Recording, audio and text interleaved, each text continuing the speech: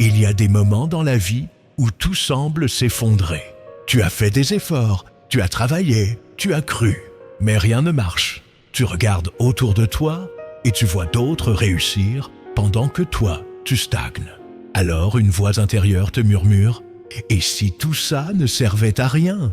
Mais c'est précisément à ce moment-là, quand la peur prend le dessus, que la plupart abandonnent. Et c'est là que tout se joue.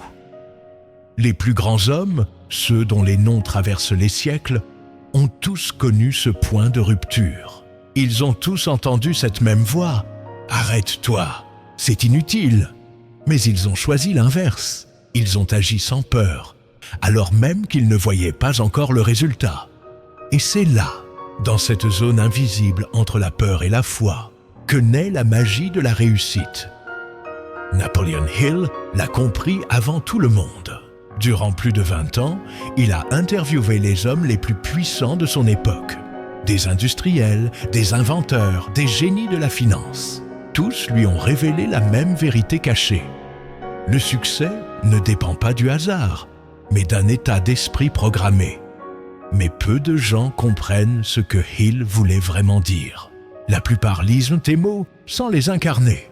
Ils veulent la richesse, mais ils vibrent encore dans la peur. Et c'est ce fossé invisible entre le désir et la peur qui les condamne à la médiocrité.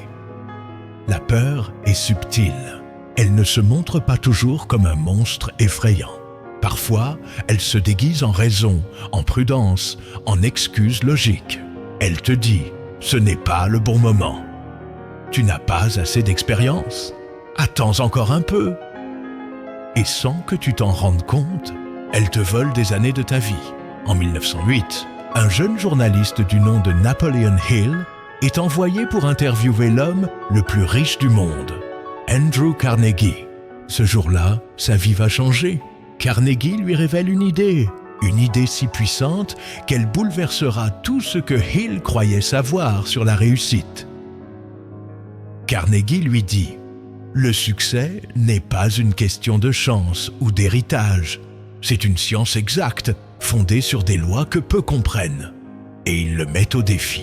Pendant 20 ans, Hill devra consacrer sa vie à découvrir, observer et déchiffrer ces lois. Il devra rencontrer les hommes les plus influents de la planète, les étudier et révéler au monde le code caché du succès. C'est ainsi qu'est née une œuvre qui allait traverser les générations, Think and Grow Rich, ou en français, Réfléchissez et devenez riche. Mais soyons clairs, Hill n'a jamais voulu écrire un livre de motivation. Il a écrit un manuel de transformation mentale. Une carte pour reprogrammer l'esprit humain. Et au cœur de cette carte, un principe se détache des autres. Un principe que la plupart survolent, mais que ceux qui réussissent intègrent jusqu'à l'os. Agis sans peur et tout finira par marcher. Ce principe est simple à dire, mais presque impossible à vivre. Parce qu'agir sans peur, c'est aller contre la nature humaine. Notre cerveau est programmé pour la survie, pas pour la grandeur. Et c'est là le piège. Chaque fois que tu ressens la peur, ton esprit te dit « protège-toi ». Mais la vérité, c'est que la peur ne protège pas, elle paralyse. Il l'a compris. Ceux qui réussissent ne sont pas ceux qui n'ont pas peur. Ce sont ceux qui agissent malgré la peur, convaincus que tout finira par marcher.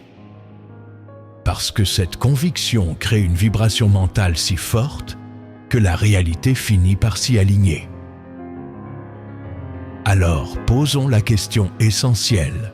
Pourquoi certains transforment la peur en carburant, tandis que d'autres la transforment en chaîne? Qu'est-ce qui fait qu'une même situation, un échec, une perte, un rejet, pousse l'un à grandir et l'autre à s'effondrer? Hill répond à cette question avec une précision chirurgicale.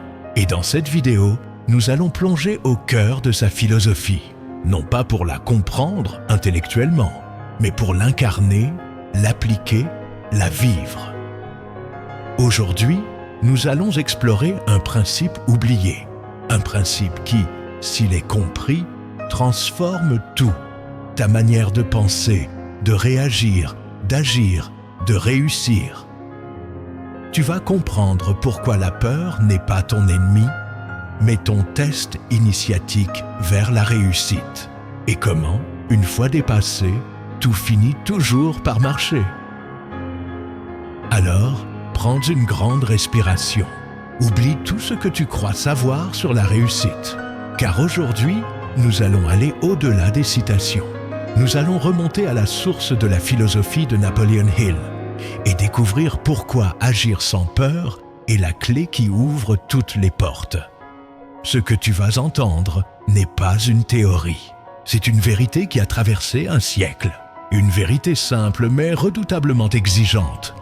Ceux qui osent avancent. Ceux qui attendent s'éteignent. Et si je te disais qu'à la fin de cette vidéo, tu ne verras plus jamais la peur de la même façon, parce que tu comprendras enfin que derrière chaque peur se cache un trésor. Bienvenue dans le monde de Napoleon Hill. Bienvenue dans le laboratoire invisible où se crée toute réussite. Ce voyage va te transformer. Si tu acceptes une seule règle, agis, même si tu as peur, prêt à entrer dans le véritable code de la réussite. Né 1980. Un jeune homme à la mine sérieuse traverse la porte d'un manoir en Pennsylvanie. Il s'appelle Napoleon Hill. À cette époque, il n'est qu'un simple journaliste, payé à la pige. Mais il s'apprête à vivre la rencontre qui changera le destin de millions de personnes. L'homme qui l'attend, c'est Andrew Carnegie, l'un des titans de l'acier, un milliardaire avant même que le mot ne soit courant. Carnegie regarde Hill, intrigué par son ambition, et après des heures d'entretien, il lui dit calmement « Hill, si vous pouviez condenser les lois du succès en une philosophie accessible à tous, vous rendriez le plus grand service que l'humanité ait jamais connu. » Hill, d'abord surpris, reste silencieux. Carnegie sourit. « Je vais vous aider, mais je ne vous donnerai ni argent ni pouvoir. Je vous donnerai un défi. Étudiez les 500 hommes les plus prospères de cette époque. Découvrez ce qu'ils ont en commun et écrivez le code de la réussite. » C'est le début d'une quête qui durera plus de 20 ans. Hill va voyager, interroger, observer, noter. Il deviendra le confident des plus grands esprits de son siècle.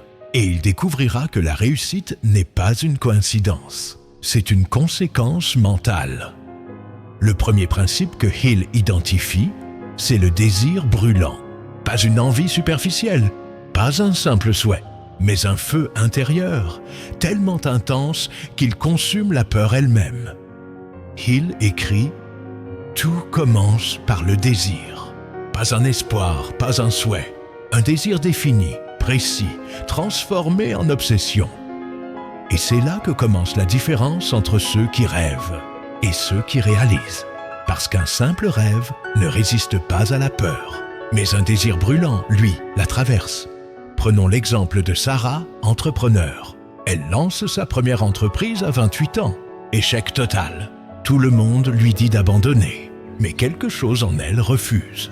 Elle réécrit son plan, revoit sa vision et décide « Je réussirai, même si cela me prend 10 ans. » 5 ans plus tard, sa marque est dans 20 pays. Quand on lui demande comment elle a fait, elle répond simplement « J'ai remplacé la peur par le feu. » Ce feu, c'est le désir brûlant dont parlait Hill. Et il ne naît pas de l'intellect, il naît d'un choix émotionnel profond, celui de ne plus négocier avec ses excuses. Hill découvre alors quelque chose d'encore plus fascinant. Le désir n'a de pouvoir que lorsqu'il s'unit à la foi, pas la foi religieuse, mais la foi mentale, la certitude intérieure que le résultat est déjà en chemin. C'est cette conviction inébranlable qui transforme une pensée en réalité. La foi est l'élément chimique qui, lorsqu'elle est mélangée à la pensée, donne naissance à la vibration spirituelle capable d'atteindre le subconscient. C'est ainsi que la peur se dissout, car on ne peut pas croire profondément et craindre en même temps. Voilà pourquoi Hill insistait. La peur n'est pas un obstacle extérieur. C'est une vibration mentale, un programme subconscient. Et tant que ton subconscient n'est pas reprogrammé, la peur restera plus forte que le désir. C'est ici qu'entre en scène le troisième pilier, l'autosuggestion. Il découvre que le subconscient ne fait pas la différence entre le vrai et le faux. Il réagit simplement à ce qu'il entend souvent. Autrement dit, tu deviens ce que tu te répètes chaque jour. Les gagnants répètent des mots de foi. Les perdants répètent des mots de peur. Et le subconscient exécute. C'est pourquoi Hill proposait un exercice quotidien. Écris ton objectif précis. Lis-le à voix haute 2 fois par jour, matin et soir. Visualise-toi déjà en train de le vivre. Il ne s'agissait pas de penser positivement, mais de reprogrammer ton système nerveux. Chaque répétition grave une nouvelle croyance dans ton subconscient. Et peu à peu, la peur cède la place à la certitude. Le plus grand combat de ta vie ne se joue pas à l'extérieur. Il se joue dans ton esprit. 2 forces s'affrontent. La peur, nourrie par les souvenirs, l'échec, les critiques. Et la foi nourrie par la vision, le désir et la persévérance. Chaque pensée que tu choisis renforce l'un ou l'autre camp. Hill disait, chaque pensée que tu autorises à occuper ton esprit devient une vibration. Et ces vibrations attirent leurs équivalents dans le monde physique. Autrement dit, tu n'attires pas ce que tu veux. Tu attires ce que tu crois profondément. Prenons un exemple moderne. Elon Musk. Lorsqu'il a investi ses dernières économies dans SpaceX, il a été à 2 doigts de tout perdre. Les 3 premiers lancements ont échoué. Les médias se moquaient. Les investisseurs fuyaient. Mais Musk avait intégré un principe mental que Hill aurait reconnu immédiatement. Je ne planifie pas l'échec. Je planifie le succès jusqu'à ce qu'il arrive. Il a agi sans peur, non parce qu'il ne la ressentait pas, mais parce qu'il croyait que tout finirait par marcher. Et le 4e lancement a réussi. Aujourd'hui, SpaceX redéfinit l'histoire de l'aéronautique. Ce n'est pas un hasard. C'est une conséquence mentale d'une foi répétée. Et à l'opposé, il y a Mark. Brillant, diplômé, compétent. Il a toujours eu une idée géniale pour créer une entreprise. Mais il attendait le bon moment. Chaque année, il disait « Je me lancerai quand j'aurai plus d'économies. Je le ferai quand le marché sera plus stable. » 10 ans plus tard, il regarde autour de lui. Ceux qui ont osé sont loin devant. Lui, il a toujours prévu de faire. Ce n'est pas son manque de compétences qui l'a arrêté. C'est la peur déguisée en prudence. Il aurait dit « Le moment parfait n'existe pas. Ce qui existe, c'est une décision immédiate. » Il découvre alors une architecture mentale universelle. Le conscient, l'esprit logique, celui qui analyse, doute, calcule. Le subconscient, la mémoire émotionnelle, le centre des croyances. Le superconscient, le champ créatif, la connexion à l'infini, que Hill appelait parfois l'intelligence infinie. Pour agir sans peur, il faut aligner ces 3 niveaux. Le conscient doit définir un but, le subconscient doit y croire, et le superconscient doit s'en charger. Mais si ton conscient dit « je veux réussir » et que ton subconscient murmure « tu n'y arriveras jamais », alors la peur gagne. Le travail de Hill n'était pas de motiver, c'était de réaligner l'esprit humain sur sa véritable puissance. Et ce réalignement commence toujours par une décision, celle d'agir, malgré la peur. Voilà pourquoi Hill disait que la peur est le seul véritable ennemi, parce qu'elle coupe la connexion entre ton désir et ton subconscient. Elle interrompt le courant électrique de la foi. Mais dès que tu reconnectes ces 2 forces, le désir brûlant et la foi totale, tu deviens inarrêtable. La richesse, le succès, la clarté, ne sont plus des buts à atteindre, mais des conséquences naturelles de ton alignement intérieur. Dans le prochain chapitre, nous irons encore plus loin. Tu découvriras comment ces pensées deviennent littéralement des réalités tangibles. Comment le subconscient transforme tes idées en événements concrets et comment les lois invisibles de la réussite opèrent, même quand tu ne les vois pas. Parce que la vraie richesse ne commence pas dans la matière, elle commence dans l'esprit. Nous venons de comprendre comment se forge un état d'esprit, comment le désir, la foi et la conviction construisent la fondation invisible de toute réussite. Mais maintenant, il est temps d'aller plus loin, de comprendre le mécanisme, la machinerie invisible de la création. Ce que Napoleon Hill a révélé n'était pas seulement une philosophie, c'était une véritable technologie mentale, une méthode précise par laquelle l'homme transforme une idée en chose, un rêve en réalité tangible. Hill appelait cela la transmutation mentale. Et tout commence dans la partie la plus puissante, mais la moins comprise de notre être, le subconscient.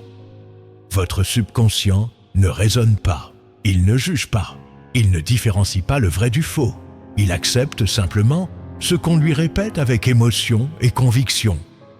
C'est pour cela que Hill disait « Tout ce que l'esprit de l'homme peut concevoir et croire, il peut l'accomplir. Parce que ce que vous croyez profondément, votre subconscient s'emploie à le manifester. Le subconscient est un sol fertile. Les pensées sont les graines. Les émotions sont l'eau, le soleil et les nutriments. Si vous plantez des graines de peur, vous récolterez des circonstances de peur. Mais si vous plantez des graines de foi et de richesse, vous récolterez des opportunités, des rencontres et des synchronicités inattendues. Imaginez un jeune ingénieur nommé Elon Musk. Encore inconnu du grand public, il visualise des fusées réutilisables. Autour de lui, les experts rient. La NASA elle-même le considère comme un rêveur. Mais dans son esprit, la réalité est déjà formée. Il l'a vue avant tout le monde.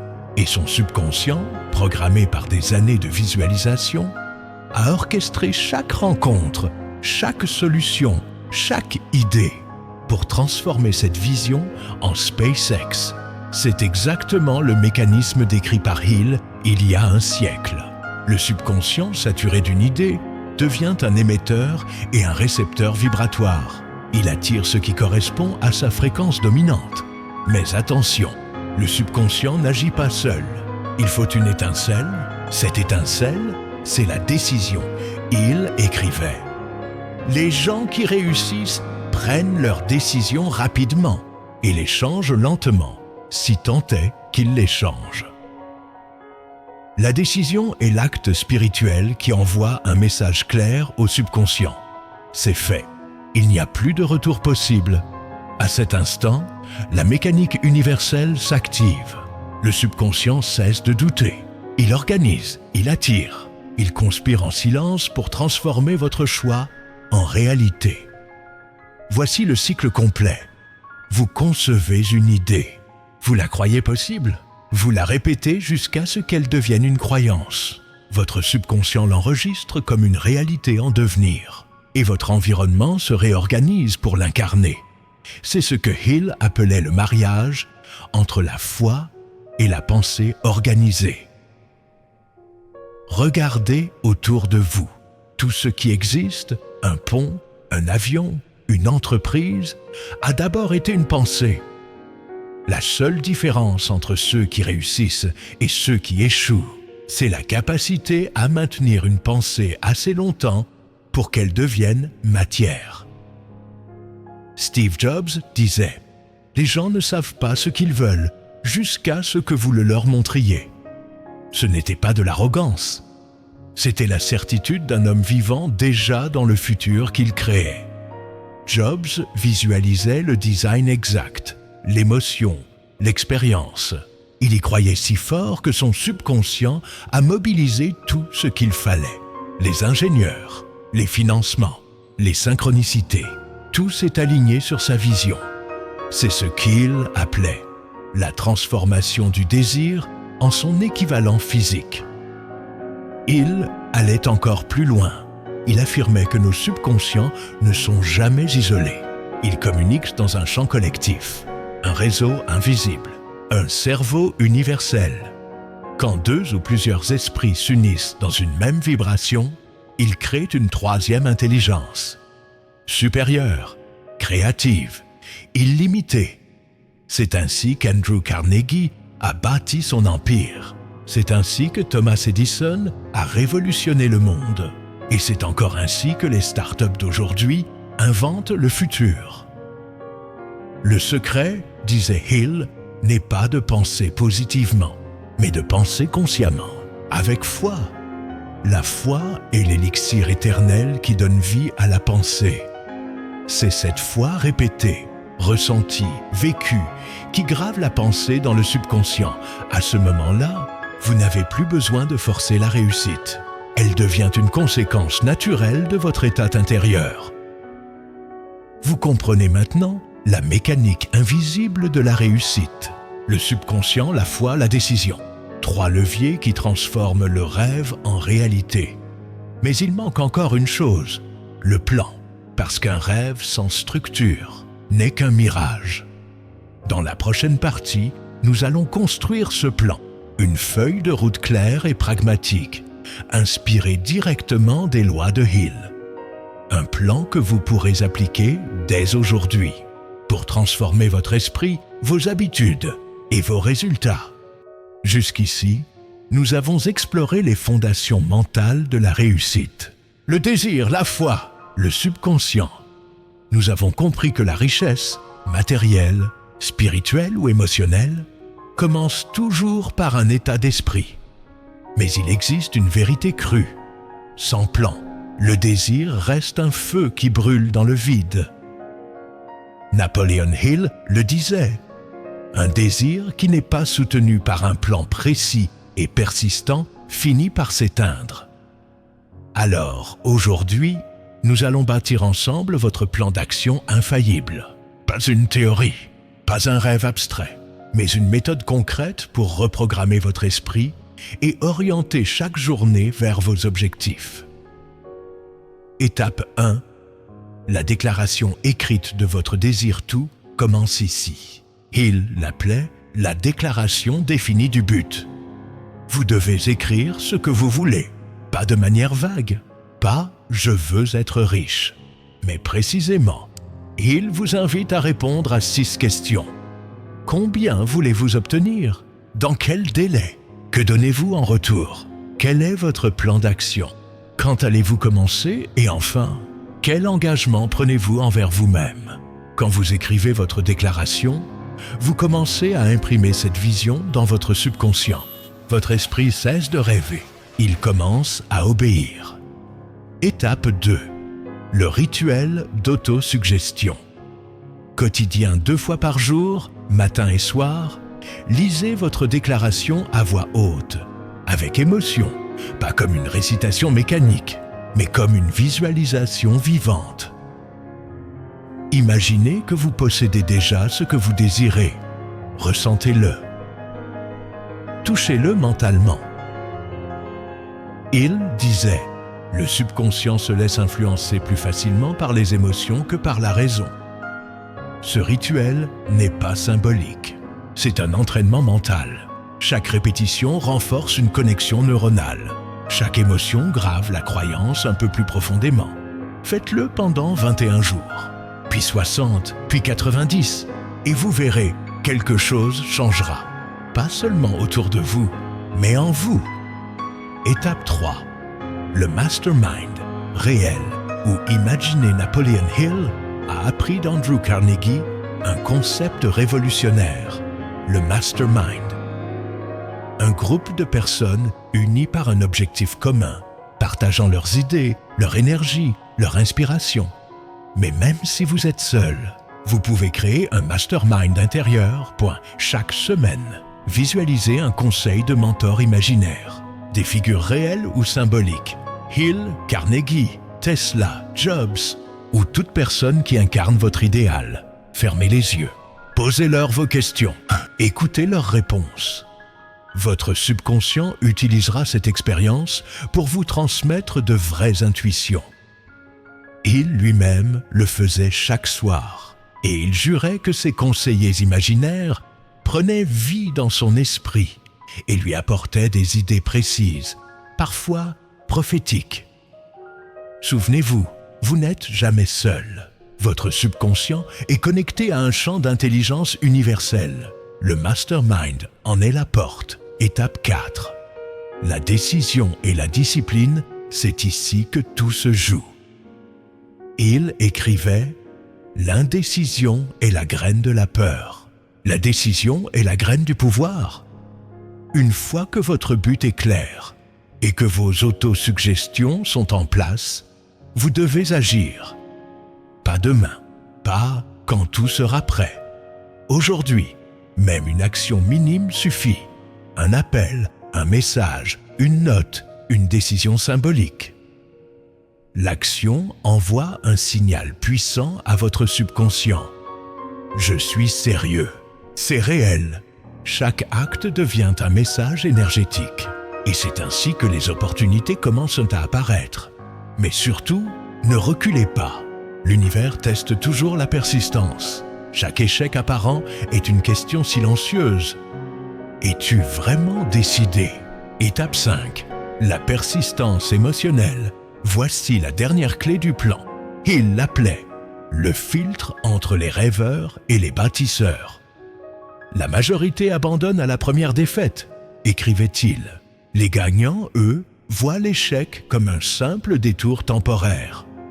La persistance n'est pas seulement mentale, c'est une vibration émotionnelle.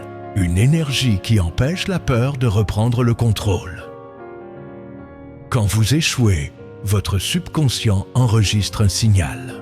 Mais si vous continuez malgré la douleur, il comprend une chose. Rien ne vous arrêtera. Et c'est à ce moment précis que la magie opère. Les circonstances, les gens, les ressources se réorganisent autour de votre persistance. La persistance est au succès ce que l'oxygène est à la vie. Le résumé du plan voici, votre plan d'action infaillible. Inspiré de Napoleon Hill, écrivez votre but avec précision. Répétez-le chaque jour avec émotion. Créez un mastermind, réel ou mental. Décidez et agissez immédiatement. Persistez jusqu'à la matérialisation. Ce plan est simple, mais il est sacré. Ceux qui le suivent changent leur vie, non pas par chance, mais parce qu'ils alignent leur esprit, leur subconscient et leurs actions.